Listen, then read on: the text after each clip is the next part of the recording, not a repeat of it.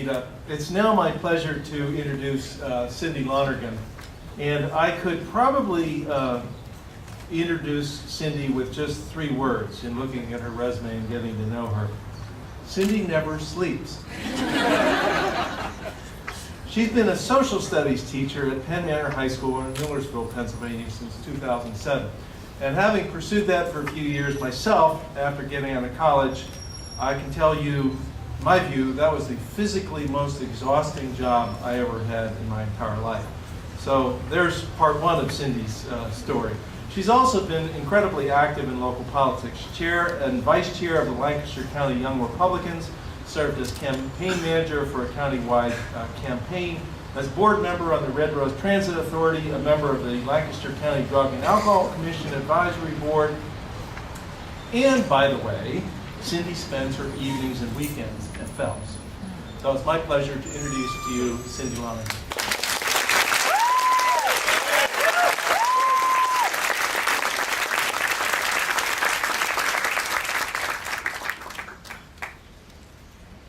Good afternoon, everyone.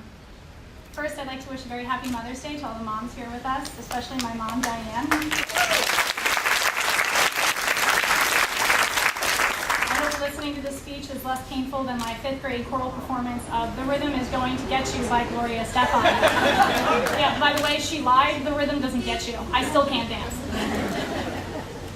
I'd also like to thank our professors for their infinite yet intimidating wisdom and guidance.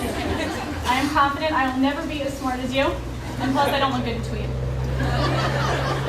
I'm also confident that the Fels staff deserves a vacation or at least a cuddle for always keeping it together and managing student and Fels affairs, especially Karen, who has always politely responded to all of my annoying emails.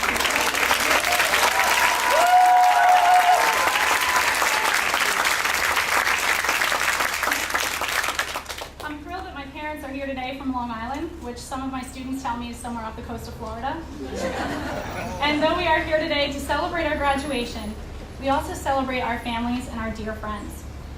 For their willingness to listen to our incessant whining, and for their impressive ability to translate incoherent phone calls and emails when we were burnt out. You got us through. It's truly an honor to be standing up here today representing what may be the finest collection of financial debt in Philadelphia. And if you were lucky enough to have your schooling paid for, let me just say you probably could have bought Greece instead. In all seriousness, it has been an honor to share the last few years with you all.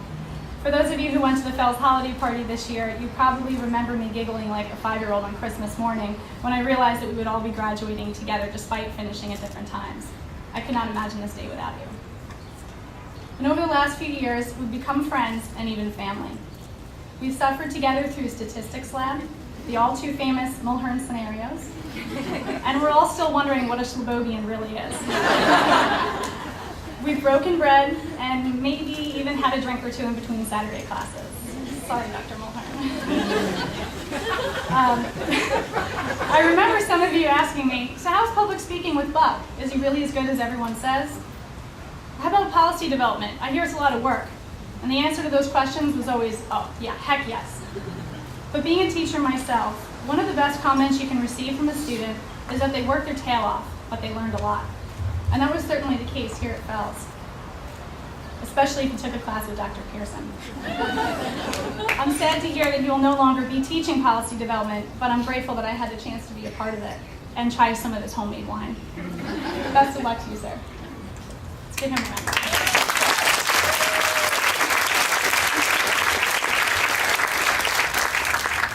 Now, most graduations serve as a transition from one stage of life to the next. And the speeches we usually hear at commencement are meant to usher us into the real world. But as graduate students and as executive students, we've been in the real world for some time. We're lawyers, teachers, state troopers, nonprofit managers, political staffers, and even up-and-coming politicians.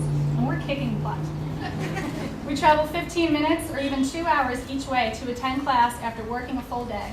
Some have even made the weekly trip from Virginia, Florida, or California. We raise children, we volunteer our time to important causes, and we're always looking for ways to be better and to do more. But I'll be honest with you, When I first started here at Penn, I remember looking around the room at all of you and wondering what on earth I was doing in the same room with you. During my application interview, I told Dr. Mulhern that Fels is where I needed to be. And I've never been so sure of anything before. And I remember walking on campus for the first time and feeling like everyone was staring at me, like I had this sign on my forehead that said, "Doesn't belong here." I had good reason to believe that a public school teacher living in Amish country had little to offer in a room full of incredibly intelligent people. I was surrounded by classmates with degrees from Harvard, Penn, some were neurologists, heads of government, Peace Corps volunteers. I was terrified to speak in class. Then I got my first grade. I got an A. And then the next, not an A. I wish I could tell you I got all A's, but I didn't. But one thing I did do was work really hard. In fact, I've never worked so hard for anything in my life. I'm so proud and so grateful to have been given the chance to study here and to learn from some of the most brilliant minds that this world has to offer. Fels has changed my life. You have all changed my life. I never knew that I could be this person that I am right now. You taught me how to be a leader, you taught me how to work as part of a team, and you taught me to believe in myself. And for the first time in my life, I am convinced that I can do anything that I want to do and be successful. But that doesn't mean I'm not scared too. People keep asking me, and I'm sure you've gotten the same question, so now what are you going to do? Of course, this question just recently replaced the ever-popular, what the heck is an MGA degree? So now what are we going to do? Some of us will stay the course in our current jobs. Some of us will begin the search for a new career. Some of us will move, and some of us will stay put. But I'm willing to bet that some of us have no idea what comes next, and that's okay. I don't know if I'm going to find a new job that I love, or if I'll ever get rid of my student loans. Actually, I know that's never going to happen, so answer that one. But we all have questions about our future. So what questions do you find yourself asking? And for now, while we wait for these questions to be answered and for life to unfold, let's just cut ourselves a break today. Let's take a moment to reflect and be proud of all that we've done. Be grateful for what you have and have faith that somehow it's all going to work out, even if it's not how we plan it. It's a little cliche, but I really do believe that everything happens for a reason. It just takes us a little time to realize it. But what we do know is that what we've learned here can never be taken away from us. We've acquired and fine-tuned the skills and knowledge that we need to be successful. We are leaders, we are part of a team, and now we are Fels alumni. I cannot wait to see what becomes of us, and I hope that by our 30th reunion, someone will have explained to me what multiple regression is.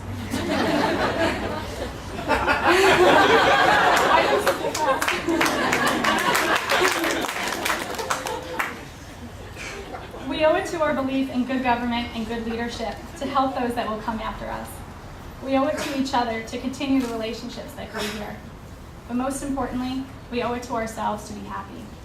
Whatever our next steps may be, we must always remember that this life we have is short and that we should never, ever settle. Enjoy today, and as we go forward, I wish for nothing but a life of happiness, success, and love for us all. Thank you.